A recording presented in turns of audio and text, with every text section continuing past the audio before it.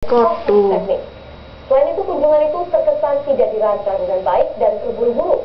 Hal ini terlihat dari tidak adanya penerjemah yang dipersiapkan, minimnya riset para anggota dewan, serta lemahnya penguasaan bahasa para anggota dewan.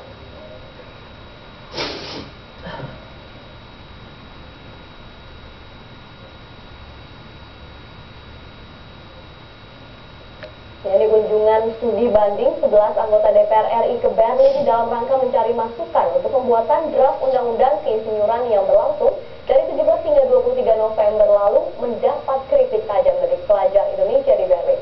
Mereka menganggap kunjungan itu tidak terencana dengan baik.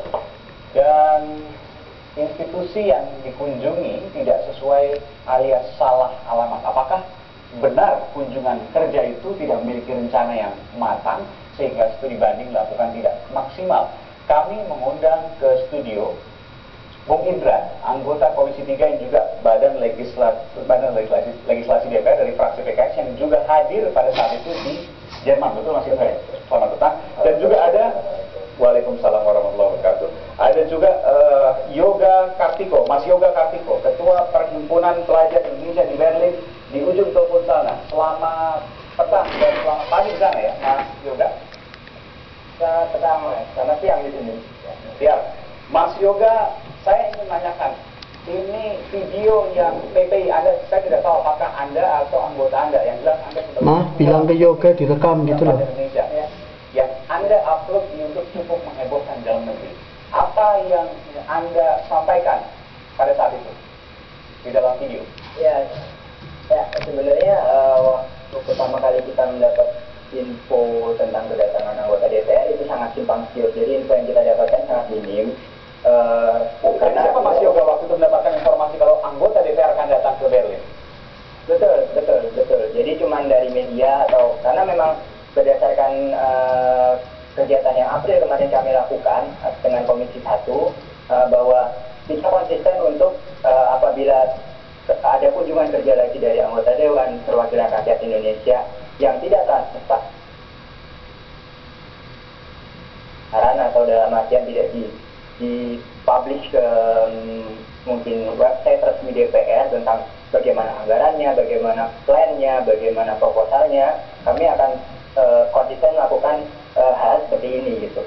Dan kebetulan waktu kemarin DPR tentang balik RUU keinsinyuran ini datang, kami mendapatkan info dari pihak DIM, jadi bukan dari KBRI ataupun dari anggota DPR gitu. Karena dan kami juga berhasil masuk ke dalam itu atas undangan dari pihak DIM. Jadi kami melobi pihak DIM dan jadi Anda sendiri yang kemudian melobi pihak DIM. Kalau tidak ada Anda, pihak DPR tidak bisa masuk ke pihak DIM. Oh enggak, maksudnya kami Presenternya gimana sih? ya kami mendengar bahwa DPR akan masuk ke pihak DIM, akan bertemu dengan pihak DIM. Makanya kami melobi pihak DIM supaya kami bisa ikut mendengarkan apa yang rapatkan. Oke, Mas Yoga, Anda kan mendengarkan terus beberapa kali di DIM, Institut Purnamno.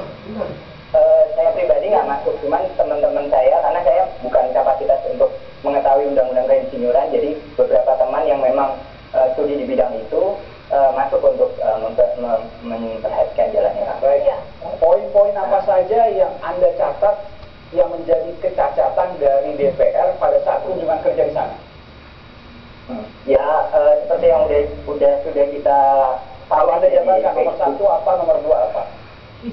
Ya seperti mereka, kalau kata teman saya, mereka kurang menguasai bahasa Inggris dan terlihat koordinasi acara juga kurang dipersiapkan dengan baik karena misalnya itu tadi ada koordinasi dadakan tentang pemilihan translator dan juga ternyata pihak DIN sendiri juga mengutarakan bahwa kami bukan lembaga pemerintahan, karena perlu diingat bahwa DIN ini adalah organisasi yang mengurusi tentang kompetensi produk, jadi misalnya kalau standar produk, jadi misalnya kalau bukan baju X di Jerman itu berapa sentimeter lengannya gitu.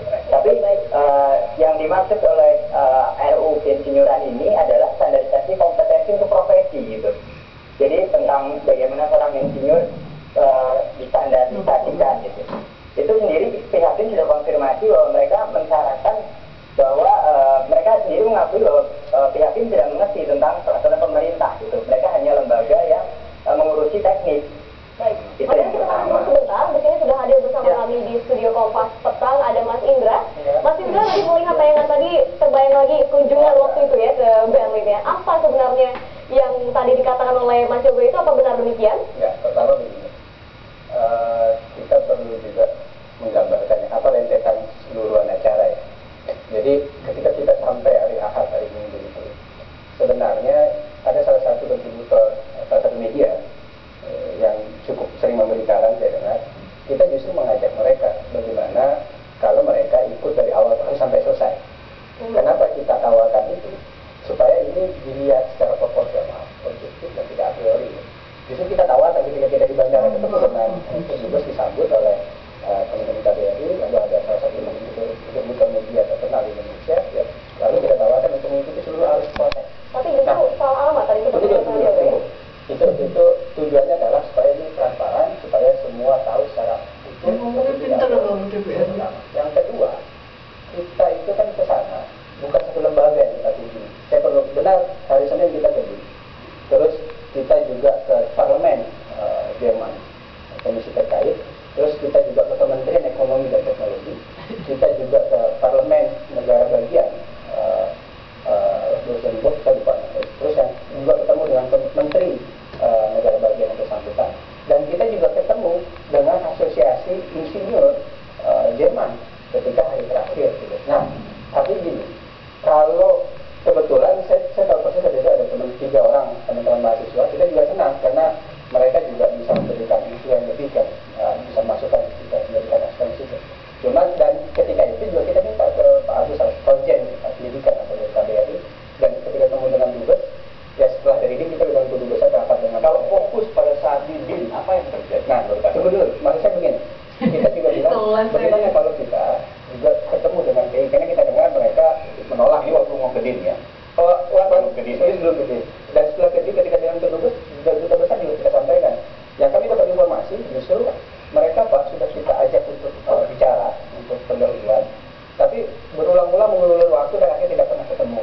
Karena kita juga berkeinginan untuk bisa, karena mereka sebagian besar mereka itu insinyur. Mereka itu adalah PPI atau PPI. Sebagian besar kan di Jerman itu mahasiswa kita, kawan-kawan kita itu, ajaran kita itu adalah insinyur. Jadi kan cukup relevan sebenarnya.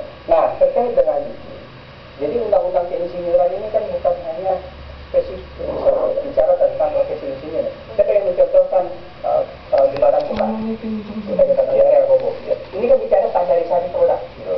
Nah, jadi di BIN memang tidak spesifik kita bicara tentang standarisasi kualitas kualifikasi seorang insinyur, tapi di sana juga bicara produk.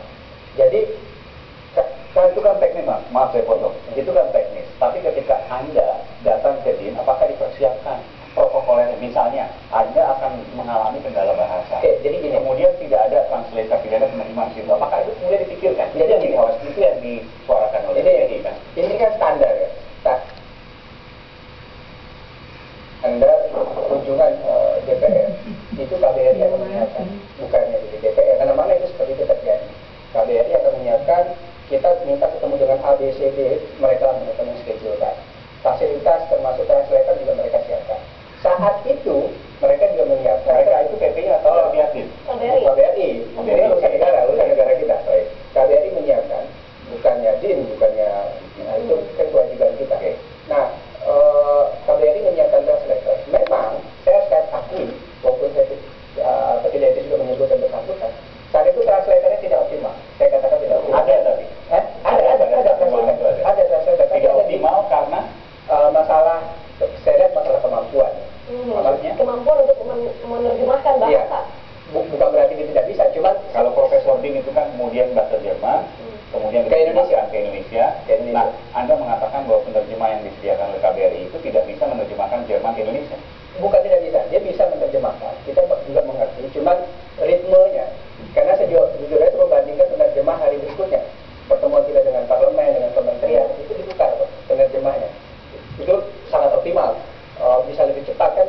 Menerjemahkan ini dia bisa menerjemahkan, tapi masalah frekuensi juga harus diperhitungkan kan. Nah, jadi sebenarnya masalah Pada saat persiapan itu yang enggak kita luruskan dulu. Pada saat itu yang terjadi ketika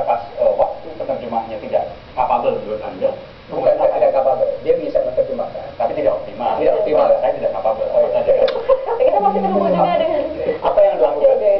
Karena saat itu kita juga dibantu oleh mahasiswa justru. Kan kita ada 3 ya. Oke. Dia juga ketika ada kendala Itulah dia. kemudian para mahasiswa ada di situ. Nah, Kita akan lanjutkan nanti setelah jeda berikut ini. Saudara, kamu masih akan segera kembali